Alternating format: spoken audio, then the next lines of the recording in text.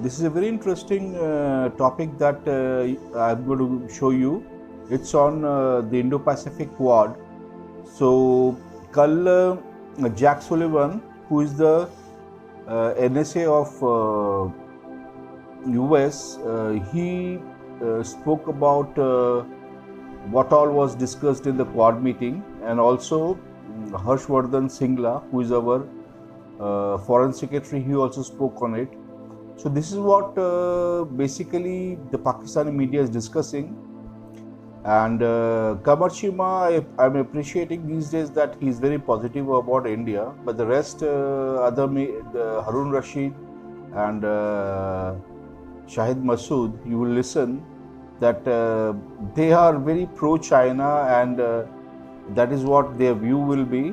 So आप पहले सुनिए, इसके बाद मैं इसकी समीक्षा करूंगा और बताऊंगा कि क्या होने वाला है in future regarding quad, regarding China, regarding Russia and Pakistan. और साथ ही उन्होंने ये भी कहा है कि हमारी जो जापान के साथ जो एक तनाज़ा चल रहा है उनके आइलैंड्स के ऊपर, उसके ऊपर भी हमने बात की। साइबर सिक्योरिटी पे बात हुई है, माइक्रोसॉफ्ट एक्सचेंज पे जो अटैक्स हुए हैं, सोलर विंड्स पे जो अटैक्स हुए हैं, तो साइबर सिक्योरिटी पे बात हुई है, और कोविड वैक्सीन पे बात हुई है, और रेयर अर्थ मेटल्स के ऊपर बात हुई है। और रेयर अर्थ मेटल्स जो हैं इसके ऊपर बात हुई है। ये भी बड़ी इंटरेस्टिंग बात है कि हमने चंद रोज पहले ही इसको हम डिटेल्स के साथ इसको डिस्कस कर चुके हैं कि दुनिया में अगला जो फड्डा है, वो फड्डा जो है वो रेयर अर्थ मेटल्स पे होने जा रहा है।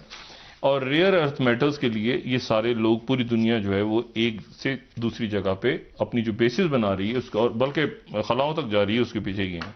अच्छा, अब इसमें एशिया टाइम्स क्या कह रहा है? एशिया टाइम्स ये कह रहा है कि quad summit next step towards an Asian NATO.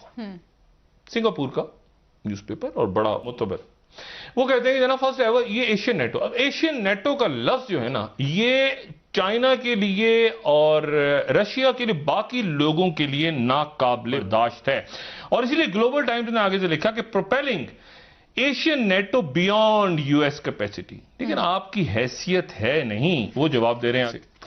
और इसमें जो बात है वो बात ये सारी कि अब कैसे आपने देखें कंटेन करना है चाइना को, यानी इसमें कंफ्यूजन आ गई है। अब ये जो कोल्ड वॉर, ये जो भी कहें, कंटेनमेंट विद एंगेजमेंट, एंगेज भी करना है और कंटेन भी करना है। यानी चाइना को आप एंगेज भी करेंगे और कंटेन भी करेंगे। कंटेन कैसे करेंगे? जब एंगेज के मतलब एंगेज करेंगे तो मतलब देखिए ना, कंटेन पहले से कंटेनमेंट ऑफ चाइना, कि चाइना को चारों तरफ घेर लो, चारों तरफ से बच के निकलने ना पाए। अच्छा, चाइना ने इंडिया को घेर लिया, इंडिया ने उसको घेर लिया। मसला यह है कि इंगेज भी रखो साथ, यानी साथ साथ तिजारत भी चलती रहे, साथ साथ ये भी दुश्मनी भी चलती रहे, और साथ साथ मिलिट्री के लिए। अब देखिए, उन्होंने आज अपना अभी यूनाइटेड नेशंस की जो यूएसएनआई न्यूज आई है इनकी मिलिट्री की, उसमें इन्होंने अपना जो नया इन्होंने पैसिफिक फ्लीट, अब इंडो पैसकॉम जो है, ये सबसे 36 मुल्क हैं इसके अंदर। अगर हम दिखा सके उनकी प्रेस रिलीज 1 मिनट के लिए, उसके बाद उनकी बात से देखिए, ये जो है ना, ये आप समझें कि ये इनका सबसे बड़ा 36 मुल्क इसके अंडर आ रहे हैं। और उन्होंने एडमिरल जॉन को वहां पे यूएस पैसिफिक का इन्होंने बना दिया है सरबराह। 36 ममालिक हैं ये कौम, यानी इनका और कर्ट कैंपबेल का ये इंपॉर्टेंट तरीन इनके रोल हैं। लेकिन मैं इसको इतनी अहमियत इसलिए देता हूं कि ये जो अरेंजमेंट है क्वाड का, ये 2 साल 5 साल के लिए नहीं है। ये इस अरेंजमेंट की जो वैल्यू है वो ऑलमोस्ट कम से कम, अगर आप इसको एक लॉन्ग टर्म रिलेशनशिप में देखें, जिस तरह नेटो की या जो ट्रांस अटलांटिक पार्टनरशिप थी अमेरिका की यूरोप के साथ, मैं उसको इस तरह का रिलेशनशिप देख रहा हूं। और इसलिए इस रिलेशनशिप की कम से कम मुद्दत जो है वो 50, 60 साल, 70 साल, मतलब इतना अब इसको इमीडिएटली इसको इतना देखना चाहिए। ये इतनी बड़ी जो है वो एक फोरम है और इसमें बहुत सारी बहस हो रही है। लेकिन जो सबसे इंपॉर्टेंट चीज है वो ये है कि इसमें हाई लेवल डिस्कशन हुई है, जिसमें ये प्रेसिडेंट बाइडेन जो है, जो बाइडेन, उन्होंने इसको इवेंट कॉल किया था और ये सारी बात वर्चुअल मीटिंग थी जिसमें चारों हेड्स ऑफ गवर्नमेंट वो बोले और उन्होंने अपनी बाद में एक joint statement the spirit of the quad भी उसको रिलीज किया, जिसमें जारी बात है वो यही कहते हैं कि हम अपना कोऑपरेशन बढ़ाना चाहते हैं, चैलेंजेस को डील करना चाहते हैं, रूल्स बेस्ड मैरीटाइम ऑर्डर की बात करते हैं, फिर म्यांमार को कैसे डील करना है। किया कि 2021 में आखिर में चारों ने इन पर्सन मिलना है, so that is an important thing. एक तो ये जब से कोविड-19 आया तो कोई डिस्कशन नहीं हो सकी। दूसरी जो सबसे बड़ी इसमें चीज जो which I find is important, और वो ये है कि जो प्राइम मिनिस्टर मोदी वहां पे बोले हैं, और ये एक बहुत बड़ा पुश है इंडिया के लिए। देखें, इंडिया ग्लोबली मेन स्ट्रीम हो चुका है। India is no more an India जिसको आप ये कह लें कि which doesn't have an value. India globally mainstream हो चुका है और India is becoming a brand for so many in the world. और लेकिन प्राइमरली सारी दुनिया को पता है ये चाइना के लिए है। सो जो इम्पोर्टेंट डिस्कशन हुई वहां पे, उसमें जारी बात है इंडिया के प्राइम मिनिस्टर नरेंद्र मोदी बोले और उन्होंने अपना मुकदमा रखा, और उन्होंने आप इमेजिन करें कि बाइडेन के बाद बोले, यानी कि उसके बाद जापानीज प्राइम मिनिस्टर, उसके बाद स्कॉट मॉरिसन जो कि ऑस्ट्रेलियन प्राइम मिनिस्टर हैं, सो ये उनके बाद बोले। और उन्होंने अपने कहा कि जहां से उन्होंने मोदी साहब ने अपना शुरू किया कि एक्सीलेंसीज, ये जो है ये डेमोक्रेटिक वैल्यूज और ये इंडिया की कमिटमेंट है एक free, open and inclusive Indo Pacific के लिए। सो ये वही जारी बात है, जो इंडो पैसिफिक का जागन जो है इसकी बहुत वर्थ है, और इंडो पैसिफिक की इस जागन की वजह से India as a nation, as a state mainstream हुआ है। तो इसी तरह प्राइम मिनिस्टर मोदी ने क्लाइमेट चेंज की बात की और टेक्नोलॉजीज की बात की, और कहा कि जी we are a force for global good, हम दुनिया के लिए ग्लोबल गुड की तरह है। और उन्होंने ये भी कहा कि हमारी एक इंडियन फिलॉसफी है ऑफ वन फैमिली फिलॉसफी उन्होंने डिस्कस की, जिसमें उन्होंने कहा जी कि ये जो समिट है, ये जो क्वाड की समझ है, जो समिट है, ये अब मैच्योर हो गई है और उसकी उम्र पूरी हो चुकी है। प्राइम मिनिस्टर मोदी ने कहा कि ये जो है it is an important pillar of stability और रीजन के लिए एक इसके है। अच्छा, मजे की बात यह कि अमेरिकन डिफेंस सेक्रेटरी हैं लॉयड ऑस्टिन जो है वो भी आ रहे हैं एशियन टूर के ऊपर, ओवर जापान, साउथ कोरिया और वो इंडिया भी आ रहे हैं। सो ये जो व्हाइट हाउस में उन्होंने रिपोर्टर्स को बताया कि जी एक वही स्ट्रॉन्ग डेमोक्रेसीज और हम इसी तरह है, और जो की रीजनल इश्यूज हैं वो हमने डिस्कस की है, जिसमें फ्रीडम ऑफ नेविगेशन और पर्टिकुलरली वो क्योंकि चाइना के हवाले से आए तो वो coercion in the south and east China sea की बात करते हैं, और नॉर्थ कोरिया की भी बात करते हैं, और म्यांमार की भी बात करते हैं।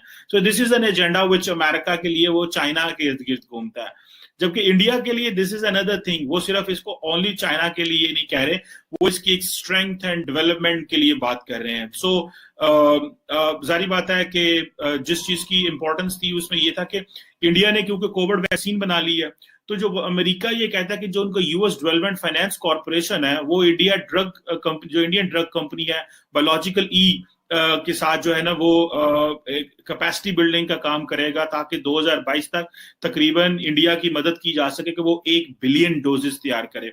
इसके साथ साथ जो जापान का इंटरनेशनल कोऑपरेशन एजेंसी है वो भी कंसेशनल लोन देगा न्यू दिल्ली को कि वो अपनी मैन्युफैक्चरिंग जो है और वैक्सीन की एक्सपोर्ट जो है उसको हेल्प आउट कर सके। इसी तरह कैनबरा ऑस्ट्रेलिया का भी अपना है कि वो भी अपनी वैक्सीन सप्लाई को आगे लेके जाएं। सो इंडिया, क्योंकि जो इंपॉर्टेंट चीज है वो इंडिया है, क्योंकि Japan already third largest economy है, Australia is a developed country, but India is getting into the bigger club. So जब इंडिया बड़े क्लब में जाता है तो उसकी जो सिग्निफिकेंस है वो बड़ी हाई हो जाती है। जो इंडियन फॉरेन सेक्रेटरी है हर्षवर्धन साहब जो हैं, उन्होंने जब इसको डिस्कस किया उन्होंने कहा जी कि हम तो कोविड-19 के इम्पैक्ट को कम करने की बात करेंगे। और जो डिस्कशन हुई, क्योंकि इंडिया, देखिए इंडिया क्या लेना चाह रहा है, India is important south China sea, east China sea, बाकी म्यांमार, नॉर्थ कोरिया, न्यूक्लियर, सब चाइना इंपॉर्टेंट है, लेकिन इंडिया किस पे काम करना चाह रहा है? इंडिया काम करना चाह रहा है क्रिटिकल एंड इमर्जिंग टेक्नोलॉजी के ऊपर काम करना चाह रहा है, और उसके लिए वो कहते हैं वर्किंग ग्रुप बने जो क्वाड मेंबर्स की हेल्प करे, क्योंकि अब इंडिया समझता है कि जितनी ज्यादा वो इनसे ये एक्सट्रैक्ट कर लेगा चीजें, उतनी ज्यादा उनको, ये डेवलप वर्ल्ड है सारी, तो उनको फायदा होगा। इसी तरह वो जो टेलीकम्युनिकेशन जो डिप्लॉयमेंट्स हैं उसके ऊपर मदद देना चाह रहा है, और अपने जो इक्विपमेंट सप्लायर्स हैं उनसे वो बढ़ाना चाह रहा है। और इस हवाले से मैं समझता हूं कि ये अमेरिकन भी परेशान है, क्योंकि वो कहते हैं कि ये सारे जो हैं वो चीन से कुछ न लें। सो जो सेमीकंडक्टर्स हैं जो और जो सप्लाई चेन है जो सबसे इंपॉर्टेंट है, उसके हवाले से भी अमेरिकन इसको बड़ी इंपॉर्टेंस देते हैं कि ये जो डिस्कशन है ना सेमीकंडक्टर्स की और रेयर अर्थ मटेरियल्स की, इसके ऊपर चीन की बड़ी मोनोपोली है। एंड द क्वाड अंडरस्टैंड्स कि we have to have at least हमें थोड़ा सा इसको मैनेज करना है। और ये डिस्कशन हुई है क्योंकि चाइना जो है वो सारे का सारा वो शेयर ले रहा है। तो लेकिन इंडिया ने भी यही कहा है कि हमें टेक्नोलॉजी में मदद करें, हमें इन चीजों में हमें सपोर्ट मिलेगी। और इंडिया इसमें इस सारे क्वाड में से अपनी टेक्नोलॉजी, इकोनॉमी, अपनी ग्लोबल एक्सेप्टेंस एंड ग्लोबल जो ट्रांसनेशनल जो कनेक्शन है उसको स्मार्ट करेगा। और इस तरह जारी बात है जो रेयर अर्थ मिनरल्स हैं, इस हवाले से भी इंडिया को एडवांटेज होगा। और जो अमेरिकन हैं उनको ये है कि हमें इंडिया का साथ तो मिल जाएगा, लेकिन हमें जो हम सारे जो अपना एक साइबर नेटवर्क अच्छा बने, जिसमें हम जो एक अपनी जो डिजिटल हाइजीन है उसको इम्प्रूव करें, और हम अपने नोट्स प्रिपेयर करें, और हम आपस में मिल के काम करें। सो मैं समझता हूँ जिसमें इंडियंस तो जारी बात है हर मुल्क ये चाहता है कि 5G टेक्नोलॉजी मिले, और जो ग्लोबल टेक्नोलॉजीज हैं 21st सेंचुरी में जो क्रिटिकल हैं for the growth and development, उसके लिए फायदा हो। सो ये एक इंपॉर्टेंट हम चीज है वो ये कि जो बाइडेन एडमिनिस्ट्रेशन है वो नहीं चाहती कि कोई भी जो है वो जो क्वाड के ममालिक हैं वो कोई जो है वो हुआवे से मदद लें, और जो अमेरिकन टेलीकम्युनिकेशन नेटवर्क है जो कि किसी भी की तरफ से भी, या जो क्वाड के ममालिक हैं वो चाइना से कुछ ना लें। और इसी तरह जापान और इंडिया जो है उन्होंने ऑलरेडी एक मेमोरेंडम ऑफ अंडरस्टैंडिंग भी साइन किया हुआ है कि जी हमें इंफॉर्मेशन एंड कम्युनिकेशन टेक्नोलॉजीज में काम करना है, मिलना है, और 5G टेक्नोलॉजी और चाइना के इन्फ्लुएंस से भी बाहर रहना है। So this is something very important for India, because India is getting global, India is getting वो जो डेवलप्ड वर्ल्ड के पास सारी जो स्मार्ट टेक्नोलॉजी उन्होंने बनाई हुई है उससे वो चीजें एक्सट्रैक्ट कर रहा है। So this is something very bigger plan. अब जारी बात है कि जब इस तरह का प्लान बनता है तो बाकी जो यूरोपियंस हैं वो थोड़ा पीछे रह रहे हैं। मिसाल गो के इंडिया जो है वो इस हवाले से समझता है कि जो चाइनीज जो स्ट्रिंग ऑफ पर्ल्स की स्ट्रैटेजी है और जो बाकी हैं उनको दुनिया के सामने थोड़ा सा मेन स्ट्रीम होना है, और it is something which is good for Indians. बताता हूँ, नई सरजंग शुरू हो गई। यानी जो ऐलानात उन्होंने किए उसके बैन सुतूर में जो मैसेज है वो ये है कि चीन का घेराव करेंगे और उसके लिए इक़दाम है। मतलब उसने जैक ने उसका नाम है जो कौमी सलामती का मशीर है जो बाइडन का, उसने कहा कि जी पहली बात उन्होंने ये कही कि 1 अरब खुराकें वो कौन सी कंपनी की हैं जो एक ही दफ़ा लगाई जाती है, जॉनसन एंड जॉनसन की शायद गालिबन इन्हीं की उसकी वो देंगे इंडो पैसिफिक एरिया में, सारी दुनिया में नहीं, इंडो पैसिफिक इंडिया को खुश करने के लिए। इंडिया बनाएगा भी इंडिया को, वो उनका अदारा है जो 24 लाख रोजाना बना सकता है खुराकें, 1 अरब। और बाय चीन 69 ममालिक को डोनेशन दे चुका ऑलरेडी, 43 को बेच रहा। $300 बिलियन यूरोपीय यूनियन इसके लिए मुख्तस कर सकी। आप जागे हैं तो जाहिर है सियासी मकासद के लिए अपने सियासत वो जो यूरोपीय यूनियन की है वो पाकिस्तान को मिलने वाली मई में अब भी मौजूद है इतनी कि भाई जो रफ्तार है, और ये अगले साल के एंड तक देंगे। अच्छा, दूसरों ने कहा जी एक ग्रुप बनाएंगे, वर्किंग ग्रुप, ये साइबर के लिए, और उन्होंने कहा जी चीन के खिलाफ नहीं था, ये माहौलियात के बारे में था, माहौलियात और अपना ये कोरोना के बारे में था। तो अगर उसके बारे में था तो फैसलों की ये नोयत क्यों है? अच्छा, फिर ये है कि एक वर्किंग ग्रुप कहा उसने, जैक सविलियन ने, कि अमरीकी सफारत खारी की तारीख में बड़ा दिन है ये, बड़ा दिन फिर किस लिए है अगर चीन के बारे में बात नहीं की? फिर कहा कि एक हमने जायजा लिया कि किसी सदी के लिए कौन सा निज़ाम अच्छा है, तो आमरीत या जमहूरियत, तो हम इस नतीजे पे पहुंचे कि जमहूरियत अच्छी है। मैंने कहा बड़ा इंकशाफ कर दिया यार आपने, तो जमहूरियत अच्छी, मतलब ये है अमरीकी मजहब इख्तियार करो जमहूरियत का, जहाँ हर तरह की अखलाकी अकदार दफन की जा रही है, पामाली की जा रही है और वो अपना कोरोना पे तो चीन ने काबू पाया। आज़ादी अच्छी है, आज़ादी से ज़्यादा तो कोई मगर आज़ादी डिसिप्लिन के साथ होती है। तो मतलब क्या है? मतलब ये आप एक मुत्तहिदा ब्लॉक बना रहे हैं दुनिया पे हुक्मरानी करने के लिए। मतलब अमेरिका के दिमाग से ये खन्नास नहीं निकलता कि उसने दुनिया पे हुकूमत करनी है। और भाई किस्सा खत्म हुआ, अब आपकी पसपाई का दौर है। अब चीन आगे बढ़ रहा है। आपने कल फैसला किया, आज फैसला किया, वो 69 ममालिक को दे चुका है डोनेशन। आप उसके खिलाफ बात आप वो 43 को दे रहा है। अब आपको फिक्र लायक ऑस्ट्रेलिया, जापान, भारत, अमेरिका, सारी दुनिया में मिल जाए, तकदीर के जो फैसले हैं ना उनको तब्दील नहीं किया जा सकता। अब जाहिर है कि वो वक्त तो लेगा और चीन का उरूज शुरू हो चुका है। तो बहरहाल ये क्वाड का इजलास है। ठीक है। इसका in next 2-3 years, see the Quad to form and to start happening something, it will take about 1 year, because before that Russia will try to nudge India to come towards China and them, but India will not fall in that trap, because India knows, especially the BJP government, Modi, they know what communism is. Because see, China, Russia, they're getting together not because of anything else. It's only because of their communist nature and thought process, which is very dangerous for a country which is democratic like India. Because if we get near them much further, then this is something that is going to spoil a lot of things that the Sanatan Dharma, that is the Hinduism, preaches. Because then again that the Muslim ideology and everything will again reappear in our country. So we have to avoid Russia completely, because in last 60-65 years what Russia has given to India was very dangerous. We just got arms, but it was a lot of the communist ideology which came into India, which was not good for our country.